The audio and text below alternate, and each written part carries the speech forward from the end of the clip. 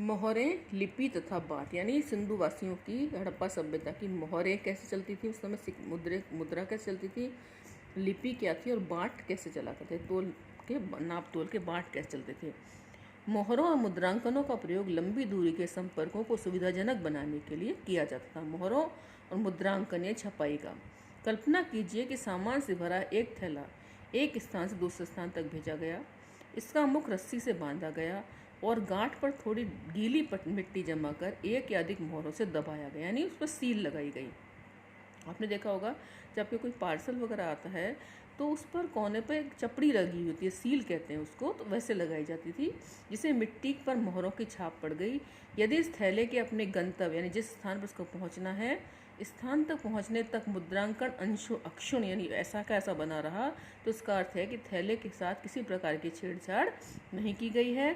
मुद्रांकन से प्रेषक की पहचान का पता चलता है, कौन भेजने वाला है इसके बारे में जानकारी होती थी। एक रहस्यमय लिपि, सामान्यतः हड़प्पाई मोहरों पर एक पंक्ति में कुछ लिखा है जो संभवतः मालिक के नाम व पदवी को दर्शाता है, यानी उसका क्या नाम था और वो किस पद पर था। विद्वानों ने यह सुझाव भी दिया कि इन पर बना चित्र अनपढ़ लोगों को सांकेतिक रूप से इसका अर्थ बताता था। अधिकांशतः अभिलेख संक्षिप्त यानी छोटे हैं। सबसे लंबे अभिलेख में लगभग 26 चिन्ह हैं, यानी सबसे लंबा जो अभिलेख है उसमें लगभग 26 जो है वो चिन्ह, अभिलेख मतलब कि चट्टानों पर लिखे गए लेख। हालांकि यह लिपि आज तक पढ़ी नहीं जा सकी है, पर निश्चित रूप से यह वर्णमाली है, यानी प्रत्येक चिन्ह एक स्वर अथवा व्यंजन को दर्शाता है। जैसे हमारी वर्णमाला होती है उसमें स्वर और व्यंजन होते हैं, ऐसे ही यहाँ की लिपि में भी स्वर और व्यंजन है। वर्णमालीय नहीं थी क्योंकि इसमें चिन्हों की संख्या कहीं अधिक है, यानी हमारे यहाँ जैसे वर्णमाला में एक निश्चित शब्द हैं, ऐसे यहाँ पर चिन्हों की संख्या बहुत ज़्यादा है, लगभग 375 से 400 के बीच। ऐसा प्रतीत होता है कि यह लिपि दाईं से बाईं ओर लिखी जाती थी, यानी दाईं ओर से बाईं ओर, क्योंकि कुछ मोहरों पर दाईं ओर चौड़ा अंतराल है और बाईं ओर संकुचित। इससे पता लगता है कि उत्कीर्णक ने दाईं ओर से लिखना आरंभ किया, बाद में बाईं ओर स्थान कम पड़ गया। अब हम उन विभिन्न प्रकार की वस्तुओं को देखते हैं जिन पर लिखावट मिली, यानी पर लिखा हुआ मिला। मोहरे, तांबे के औजार, मर्तबानों के अमवट यानी मर्तबानों के जो ढक्कन है वो, तांबे तथा मिट्टी की लघु पट्टिकाएँ, छोटी छोटी पट्टिकाएँ, आभूषण, अस्थि छड़े यानी हड्डियों की बनी हुई छड़ें, और यहाँ तक कि एक प्राचीन सूचना पट्टी जिस पर कि सूचना लिखी जाती थी। याद रखिए, हो सकता है कि नष्टप्राय वस्तुओं पर भी लिखा जाता हो। इसका अर्थ यह लगाया जाता है कि साक्षरता व्यापक, यानी वो लोग जो है वो पढ़े लिखे। अब बात आती है बाँट की। निश्चित बाँटों की एक सूक्ष्म तथा परिशुद्ध प्रणाली द्वारा नियंत्रित, निश्चित बाँटों की एक सूक्ष्म या परिशुद्ध प्रणाली द्वारा नियंत्रित थे। ये बाँट सामान्यतः चर्ट नामक पत्थर से बनाया जाता है। प्रश्न पूछा जाता है छोटे प्रश्नों में कि बाँट बनाने के लिए किस पत्थर का प्रयोग किया जाता था, और आमतौर पर ये किसी भी तरह के निशान से रहित घनाकार होते थे, घन जैसे आकार के होते थे। आपने गणित में पढ़ा होगा घन घनाभ। इन बाँटों के निचले मानदंड द्विआधारी जबकि ऊपरी मानदंड दशमलव प्रणाली का अनुसरण करते थे। छोटे बाँटों का प्रयोग संभवतः आभूषणों और मनकों को तोलने के लिए किया जाता था, यानी छोटे छोटे जो बाँट होते थे उनको आभूषण तोलने के लिए और मोती तोलने के लिए प्रयोग में लिया जाता था। धातु से बने तराजू के पलड़े भी मिले हैं, यानी धातु से बने हुए तराजू आपने देखी होगी तोलने की, उसके पलड़े यानी जिसमें रखकर सामान तोला जाता है। प्राचीन सत्ता, हड़प्पाई समाज में जटिल फैसले लेने उन्हें कार्यान्वित करने के लिए के संकेत मिलते हैं।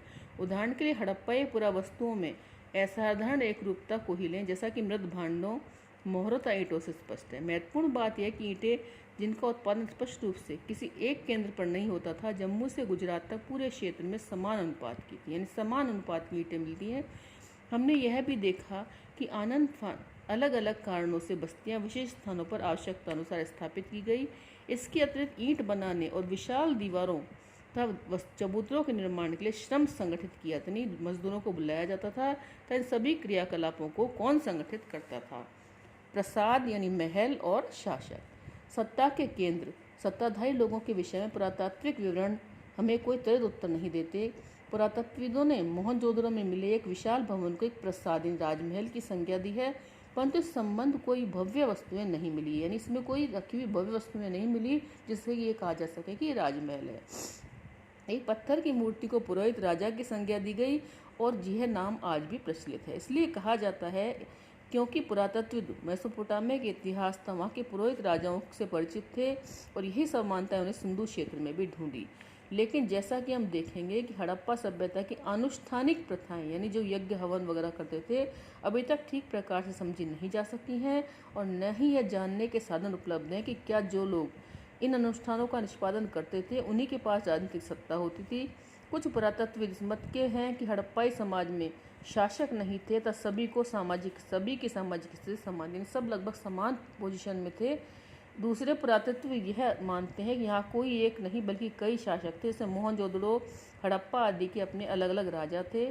कुछ और यह तर्क देते हैं कि एक ही राज्य था, जैसा कि पुरावस्तुओं में समानताएं नियोजित बस्तियों के साक्ष्य, ईंटों के आकार में निश्चित अनुपात तथा बस्तियों के कच्चे माल के स्रोतों के समीप स्थापित होने के से स्पष्ट है। अभी तक की स्थिति में अंतिम परिकल्पना सबसे युक्तिसंगत प्रतीत होती है, क्योंकि कदाचित संभव नहीं लगता कि पूरे के पूरे समुदायों द्वारा इकट्ठे ऐसे जटिल निर्णय लिए तथा कार्यान्वित किए जाते हों। अब कल हम पढ़ाएंगे सभ्यता का अंत।